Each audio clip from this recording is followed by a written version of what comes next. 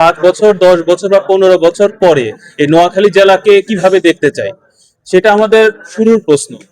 এরপরে শুরু হয় যে সেই স্বপ্ন বাস্তবায়নের জন্য আমাদের সুযোগ বা শক্তির জায়গা কি, সেটাই আমাদের সম্ভাবনা, এবং আমাদের চ্যালেঞ্জগুলো কি সেটা বা দুর্বলতাগুলো কি সেটা আমাদের নির্ধারণ, এবং সবশেষে একটা রূপরেখা প্রণয়ন, যাতে আমরা সকলে মিলে কাজ করে এই জেলাকে উন্নতির শিখরে পৌঁছে দিতে পারি। তো ইতিমধ্যে আপনাদের দীর্ঘক্ষণ আলোচনা হয়েছে, অনেকগুলো বিষয় এসছে, সেগুলো আর চর্বিত চর্বণে না যাই।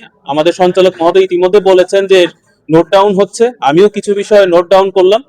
আমরা ভবিষ্যতে, এটা আমি নিশ্চিত যে এটা আমাদের শুধুমাত্র চলার পথের প্রথম পদক্ষেপ। সামনে আমরা এভাবে আরো বসবো, আরো দীর্ঘমেয়াদী আলোচনা হবে, আমরা সেগুলো নিয়ে কাজ করে আমাদের উন্নয়ন নিশ্চিত করব। একই সাথে আমি বলবো যে সম্ভাবনার একটা অন্যতম চিহ্ন আজকের এই গোল টেবিল বৈঠক, যে আপনারা আলাদাভাবে ভিন্নভাবে চিন্তা করছেন, উন্নয়নের জন্য কাজ করতে চাইছেন। তো আপনাদের সকলকে ধন্যবাদ জানাচ্ছি আমাকে এখানে আসার সুযোগ দেওয়ার জন্য, নোয়াখালী সম্পর্কে আমাকে সমৃদ্ধ হওয়ার এবং ঋদ্ধ হওয়ার সুযোগ করে দেওয়ার জন্য। এবং আমি আলাদাভাবে আসলে অ্যাড্রেস করতে পারলাম না, যেহেতু অধিকাংশই আমার আসলে অপরিচিত। আশা করছি সামনে আপনাদের সকলের সাথে পরিচয় হবে এবং নোয়াখালীর উন্নয়নের জন্য আমরা প্রত্যেকে কাজ করতে পারবো।